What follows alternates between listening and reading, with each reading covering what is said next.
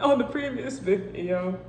I'm still gonna post it, bruh. I'm just gonna say bye. Oh, bye to the previous video. Hello to this new video. What's up?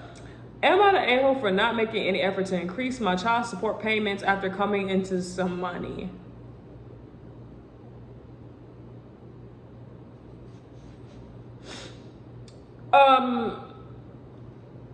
Sir, if you're saying the U.S., then yeah, because don't you know how hard it is raising a child? Children ain't even cheap no more. Like, God, dog. I was walking in Walmart. I was just like, I like to wander off sometimes. I walked into the doggone baby section. I walked into the baby section. I looked at some formula. $60. $60 for some formula. I'm like, oh my God, what is this? I was like, my baby gonna be breastfed because that's Similac. Child, prices ever. You gotta pay an arm and a leg. And then I look at Pampers for a good old 30 pack of Pampers. Them things was almost $30 a dog. I'm like, I'm paying per pamper. I'm paying $1 per pamper. What is going on? It was ridiculous, honey. The stuff that used to be like $60, like the little cribs and stuff. Now $200-300. I'm like, oh, this is ghetto. Oh my God. Child, don't do it to yourself. Don't do it to yourself. It's getting ridiculous. Anyway, let's go ahead and start. I got divorced 5 years ago and I lost a lot. My ex got the apartment and our car. Oh. Well, I don't know what to say. My bad. I was okay with it because she had our children and I wanted everything to be stable as possible for them. Okay. I ended up moving in with my grandmother to make ends meet. My ex and I were doing a decent job of being co-parenting, I think. What you mean you think? It's either, when it comes to co-parenting or having a kid or parenting a kid, it's not I think. It's either, yeah, I know for certain, or I was not doing what I was supposed to do. The fact that you have to say, I think, is now kind of like making me like, come on now, bruh. I spent a lot of time with my kids and I never missed a child support payment. My grandmother became ill during COVID. I'm so sorry. I was basically her caregiver. She made it through, but it knocked her on her A word. She passed away about 2 months ago.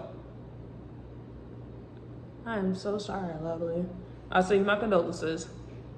I'm the only child, but my parents are both irresponsible, which is why they couldn't help me out when I needed somewhere to live. My grandmother made me her beneficiary when she passed. All that she said was to take care of my kids.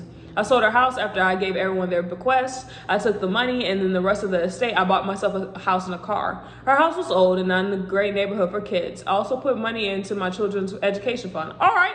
When my ex found out what I did, she got upset. She said I owe her more child support now. I checked with my lawyer before I did anything. Money from the inheritance, the sale of a house, or a lottery does not count as income. Oh, okay. I'm thinking that you actually got a job that has more money.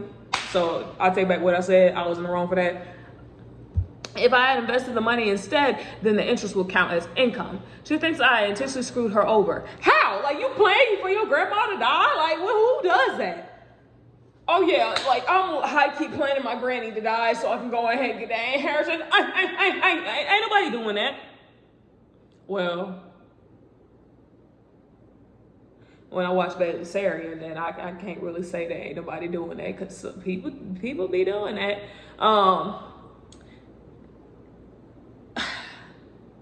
I think I now have a good, reliable car for work and a nice small house in a good neighborhood for when I have the kids with me. We were fighting about it, but I don't think I'm in the wrong. At this point, you're really not. At first, I'll thank you that you actually got a job and you not really taking care of your kids. But my thing is that inheritance stuff can only go so far, in all honesty. Especially on kids nowadays, the inheritance can go so far. And depending on how many kids y'all have together, my Lord, that's going to be awful. And also, this is by Quiet Claim 6195, if y'all want to go check it out for yourselves. Ditto Head Forever said, you're not the a-hole. It sounds like you spent several years living tight, shared an apartment with your grandmother, taking care of her. You certainly were living high on the hog, and then you aren't now. Hey, high on the hog. Hey, we got a southerner up in here, boy. Oh, I can't be talking stuff because we say that same thing. You brought a small house and a reliable car, both things that will benefit your kids. You put money in their education funds. It sounds like you're being really responsible with the money, and she's just mad she doesn't benefit from it. I also agree. So it's not like you came into a huge fortune and bought a beach condo and a private plane. Even if you had it, you still don't owe your ex squat. For our purposes here, I hope your lawyer is correct. My thing is, since you you already put things in their education fund, and then you already are still paying child support, you owe her not anything. You done what you had to do. And if she tries to take you to court for it, your lawyer said it doesn't count. She can take you to court, and no wasting the judge's time. The judge's gonna look at you like, ma'am, that don't count. And like, and then y'all just both gotta walk out, and then she gotta be embarrassed. To me, it seems like your ex is a little bit money hungry. That the fact that you not giving her no money, so she is now has a problem with it. It has nothing to do with you. It don't. Compiled ex-boy said no. If she wants to go back to court to get child support, we adjust that she is within her rights to do so. But just because you had a windfall from a death and ensuring that your kids have a safe way to and from your house that is also safe doesn't mean she is entitled to cut of anything and everything you earn or receive financially. She isn't entitled to any windfall just because you have kids with her. Amen. Let the church say amen. Amen. Anyway, I also would think that your finances largely haven't changed that much with the house purchase since your employment and all the other factors have stayed the same. I also agree.